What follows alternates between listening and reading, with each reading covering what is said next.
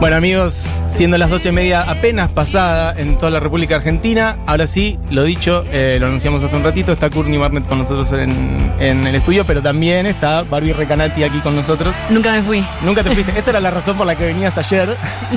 Bueno, esto está sucediendo en el día de hoy. Así que una cosa que recién hablábamos con Barbie, para la cual le pedimos paciencia a nuestra audiencia, que es que vamos a llevar la cuestión del idioma entre nosotros. Así que le vamos a preguntar y traducir con el inglés que tenemos. Venía al cuy. Vamos a... Exacto, acá ellos se están burlando en nuestro idioma. Vamos a traducir lo que se nos dé la gana. Vamos a poder hacer lo que podamos. Bien. Bueno, thank you for coming here to Futurock. Courtney, how are you doing? Welcome. Hi, thank you for having me. It's a pleasure to be here. Okay. We've been talking about many things before we're on air, but I want to start asking you how was your childhood in Australia? Which music did you listen when you were I don't know how to say adolescente, maybe teenager. Oh yeah. Which was your inspirations to be a musician? What was to be a girl, and maybe starting thinking, well, I can take a guitar and make my own songs.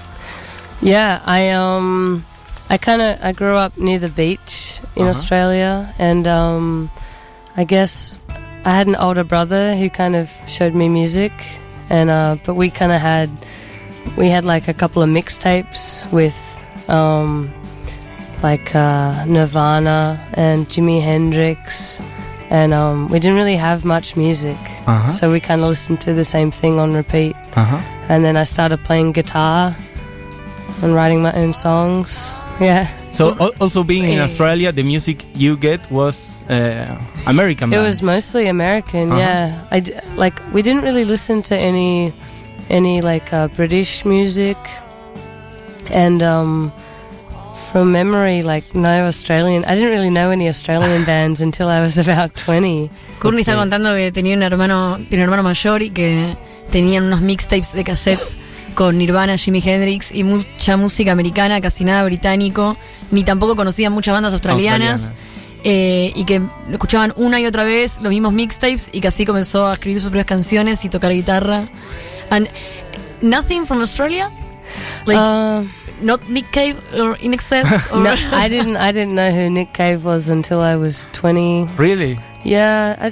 INXS, neither? Not INXS, yeah. I think a lot of Kylie Minogue, maybe I kind of knew Kylie. I think a lot of it, it seemed commercial or it seemed old, and INXS or something. And so I didn't really kind of discover it until years later, and I realized it was, still relevant and still amazing. Yeah. Como que las bandas australianas tipo INXS, Nick Cave o hasta Kylie Minogue le parecían un poco viejas, y que recién después de los 20 comenzó a descubrirlas como algo relevante. You have made a little cover from INXS for a commercial lately, no? How was that experience for you, and the results from the spot that many people express with hate for the content of the spot? Yeah, so it was an ad for it was like celebrating a phone, no? Oh, it was. I think it was for Apple or something. Something like that. Yeah. iPhone, yeah, one of those things. But it was kind of to celebrate the law of same-sex marriage passing in Australia. So it was kind of, a celebration and a positive kind of message. But yeah, I mean, just lots of people obviously really happy, but lots of people incredibly homophobic and angry. Courtney participó de un spot de iPhone que era para celebrar que había salido por fin la ley de matrimonio igualitario, y cantando un cover muy lindo que hizo de INXS, y mucha gente estaba muy feliz, pero también recibieron muchos comentarios haters, como pasa acá. Here in Argentina it's the same thing. More people are happy, more people are angry. Here we have the abortion law, the trying to get abortion law is getting people very happy and very angry at the same time. Yeah, I mean, I feel like there's always those things everywhere. I think, you know, that anger, just trying to understand where that anger comes from, just a fear, people just being scared of what they don't understand, I guess. And where do you think it comes, in your opinion? That fear, that hate, it's social, it's cultural? Yeah, I think that fear just comes from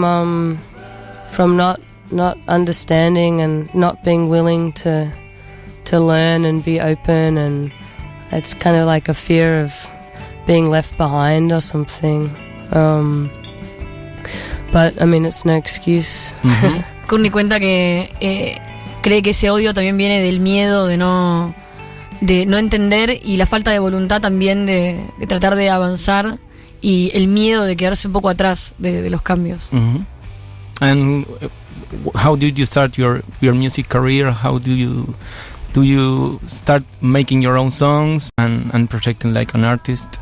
Yeah, I started writing my own songs kind of when I was 10, and then when I was about 18 I started performing them, and then since then I just kind of played with lots of different people and started slowly recording stuff, and just kind of been working on it ever since. Courtney arrancó a los 10 componiendo canciones y a los 18 ya estaba tocándolas en vivo, y después empezó a avanzar con diferentes artistas y formaciones y armando. Have you ever felt the necessity of leaving home, like moving to United States, or not, I don't know, it's kind of crossed my mind over the years, but I like Australia, and I like Melbourne where I live. I think it's a really great music community that's kind of ever changing. I travel so much, so but yeah, no, I think every time you kind of fall in love with a different town or a different country, I dream about moving there, but then it's all too hard to think about and find a house.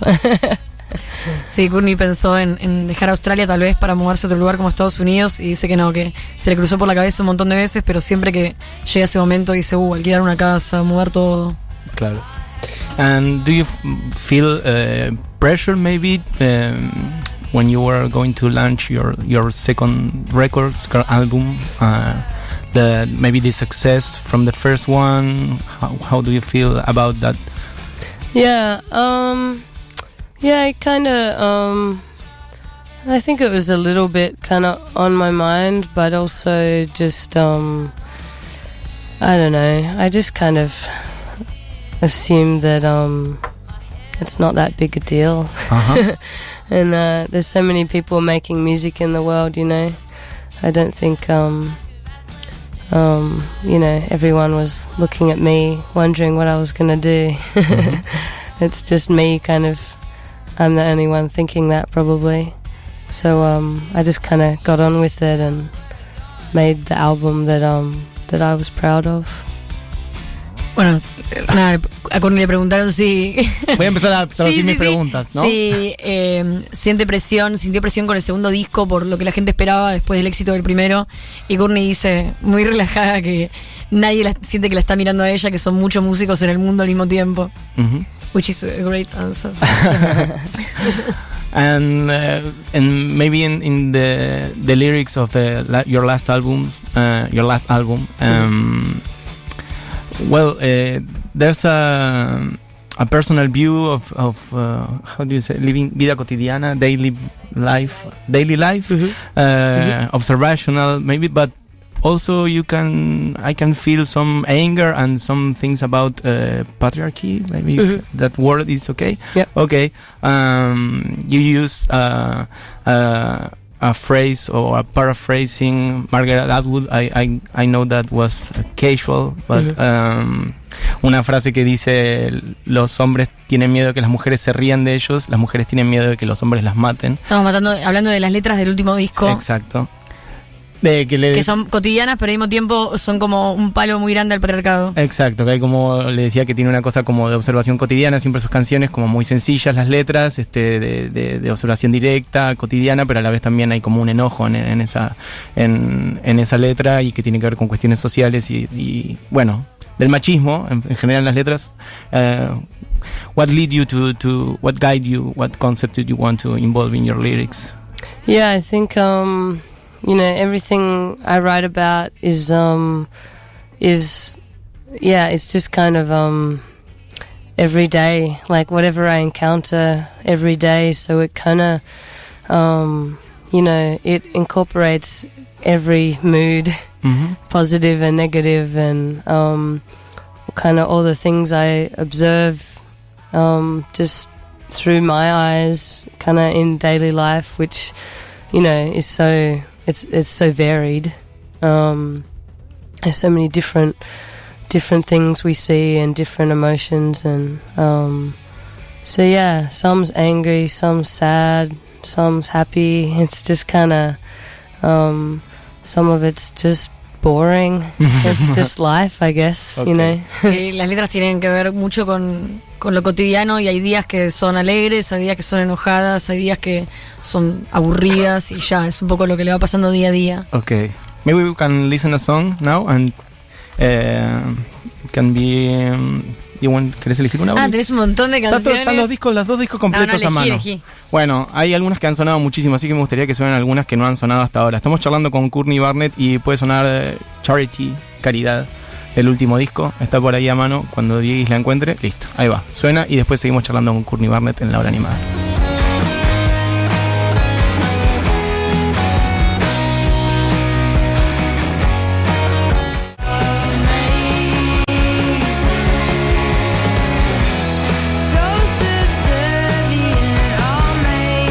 Bueno, amigues, hay un montón de mensajes acá que están llegando. Pueden seguir mandando sus mensajes. Algunos los leeremos, otros no, porque no nos va a dar mucho el tiempo, pero hay mucha gente contenta de que estemos acá, de que esté Barbie y que esté Courtney acá con nosotros. Courtney Barnett toca...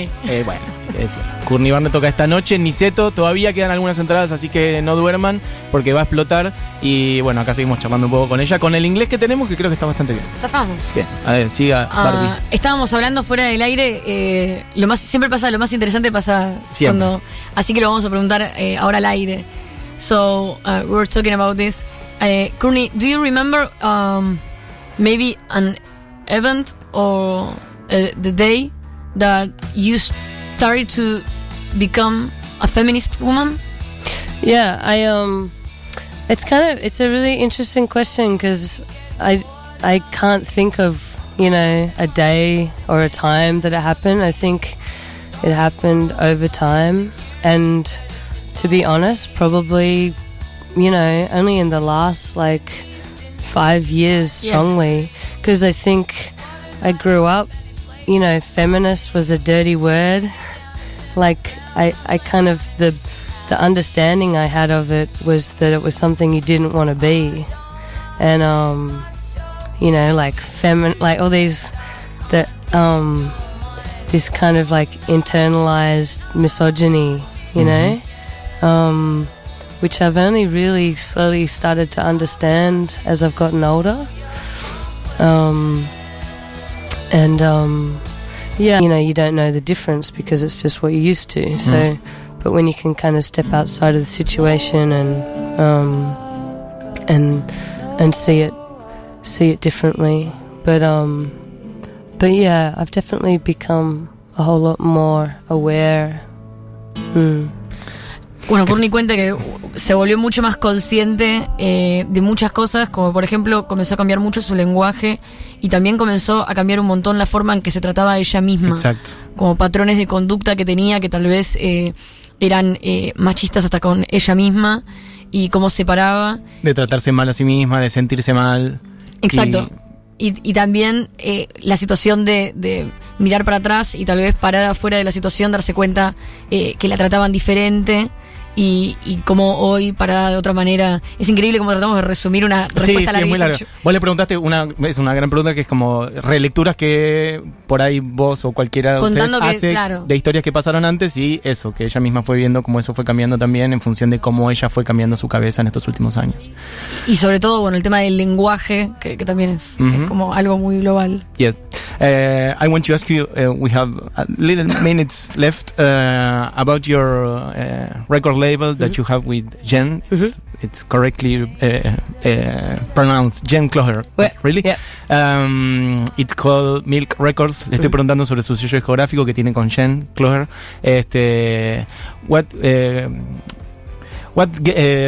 Why did you start your record label, and what are the objectives, and how do you choose which artists to include? Thank you. I started the label. I think originally just as a platform to kind of release my music and Your my own friends' music, and it was pretty kind of low key, but I wanted to kind of do it in my own way, but also I was at a point where I didn't really know how else to do it. Like I didn't know how to get in touch with a record label and ask them to do it. And we would all kind of put on our own shows, and it was a small kind of community of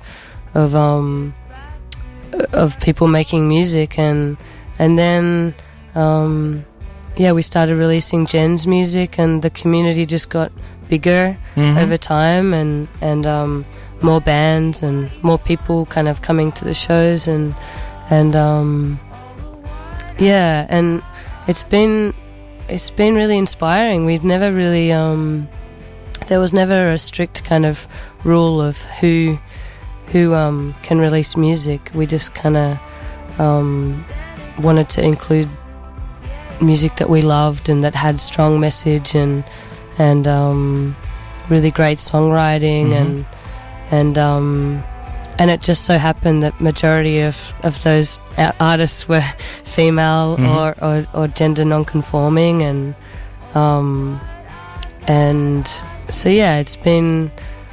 it's great, and it just keeps getting bigger and stronger, and Okay. Yeah. Bueno, le pregunté sobre los criterios para incluir artistas en su sello discográfico que tiene con Jen Cloher, que se llama Milk Records, cómo surgió, cuáles eran los objetivos, y dice que surgió porque al principio le costaba acercarse a la industria en general, no sabía cómo acercar su música a la industria en general, que lo hizo para lanzar al principio su propia música y la de Jen, y con el tiempo fueron incluyendo otros artistas, y que al principio no tenían un criterio para ir sumando a los otros artistas, que la gente se fue acercando, que los shows eran cada vez más grandes, que empezó a funcionar, y que con el tiempo se fue dando cuenta que, bueno, casualmente o no, justamente empezaban a ser más que nada mujeres las artistas que agregaban, o personas no binarias, para decirlo en español o con nuestras palabras, y que con el tiempo se fue armando ese catálogo. ¿Querés seguir por ese lado? Vamos para otro, nos quedan pocos minutos. Pero si querés preguntarle algo del sello, es el momento. No. Hablamos fuera del aire de nada, de lo feliz que estábamos acá también desde Futu, porque Goza Records de alguna manera tiene como fuerte inspiración por Milk Records, entonces es como que dos hermanitos transoceánicos se están uniendo en una mesa. Tal cual. I want to ask you for some specific experiences that you have had.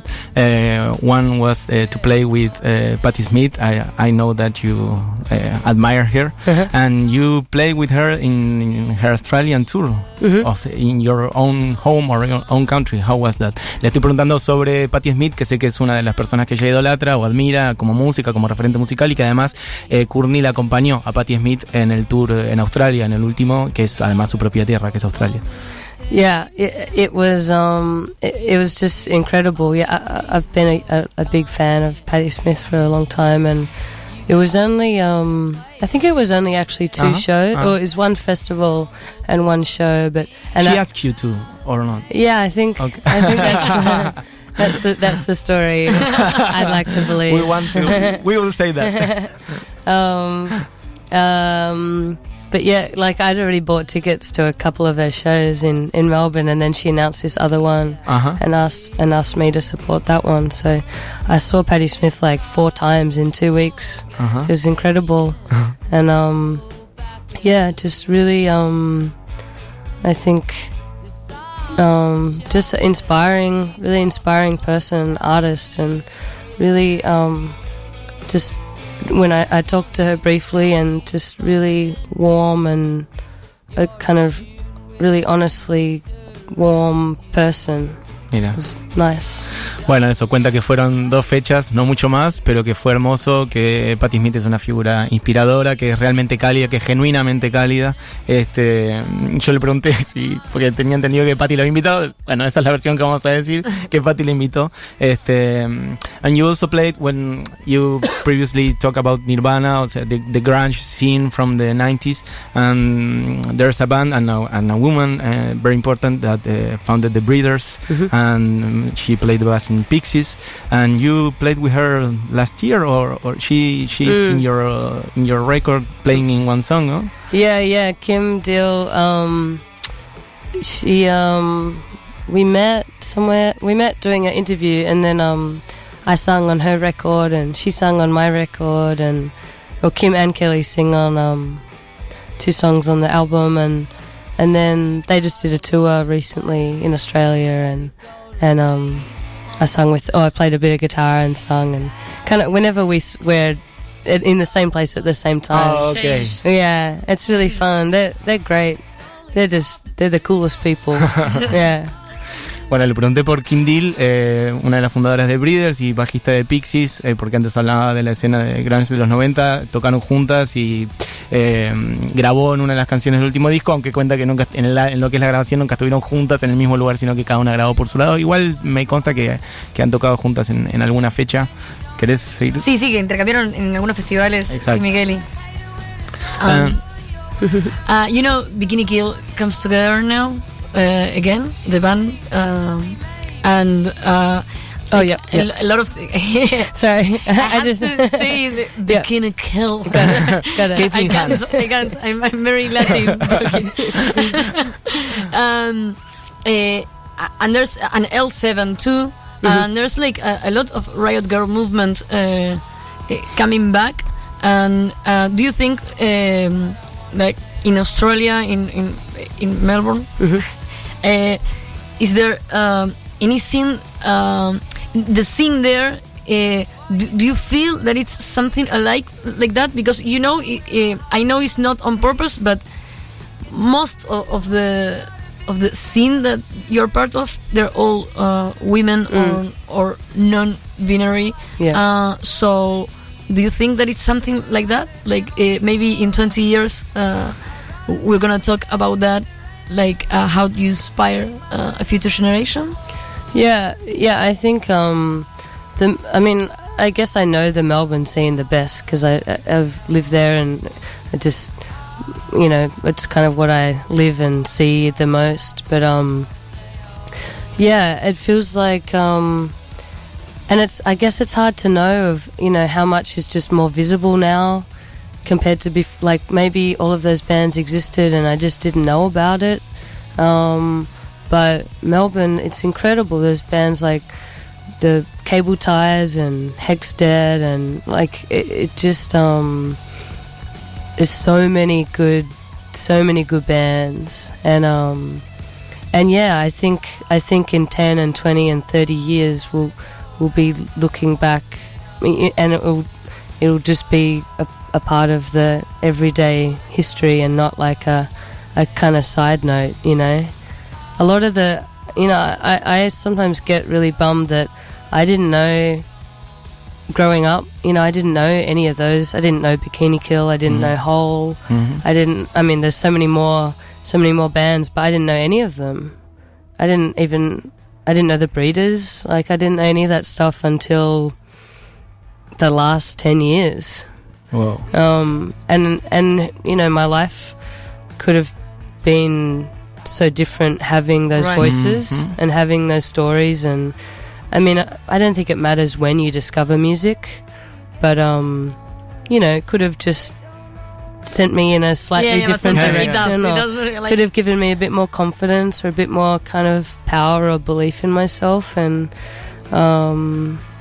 so yeah, I think it's so important that those voices are amplified, and people are talking about, you know, those artists. Estamos hablando que en Melbourne la escena a la que pertenece Courtney es una escena de muchas mujeres y artistas no binarias, que tiene mucho que ver también con el movimiento Riot Girl, que al mismo tiempo Courtney dice que recién hace muy pocos años se empezó a enterar de la existencia de Bikini Kill, de The Breeders, de Hole, y que si se hubiera enterado cuando era adolescente posiblemente le hubiera generado mucha confianza en sí misma y le hubiera cambiado un montón el momento, y que espera que toda esta escena tenga visibilidad ahora y en el presente para poder generar eso, pero que igual está segura que en 20, 30 años se va a hablar de esa escena como algo importante. Que la descubrió, de hecho, en los últimos 10 años, decía. Sí. Increíble, ¿eh? And, well, we are out of time, really, but it's an honor for us, you to be here. Thank you very much, Courtney. Oh, thank you. I hope you have a great show tonight. Do you want to say something about the show tonight, or it's Invite full people. Surprise? Invite people, Yeah, whatever come you want. along, everyone, come along. I'm really looking forward to it. I think it's going to be fun. We're going to have a great time. We are gonna be there, so you will hear us cheering for you. Yeah. Well, thank you, Courtney, again. It's a pleasure. It's been a pleasure. Bueno, se nos fue el tiempo. Muy divertido, hay que ir cerrando el muy programa. Hermoso. Un honor para nosotros. Estuvo Courtney Barnett con nosotros acá en la hora animada. Es la 1:05, así que le robamos unos minutos a Segurola y Habana. Le mandamos un beso grande. Se quedan ahora con, justamente, una edición de Segurola y Habana a cargo de Julita Mengolini, Finta Pendonza Paz y Noelia Custodio. Esta fue la hora animada en la cual tuvimos una invitada de honor.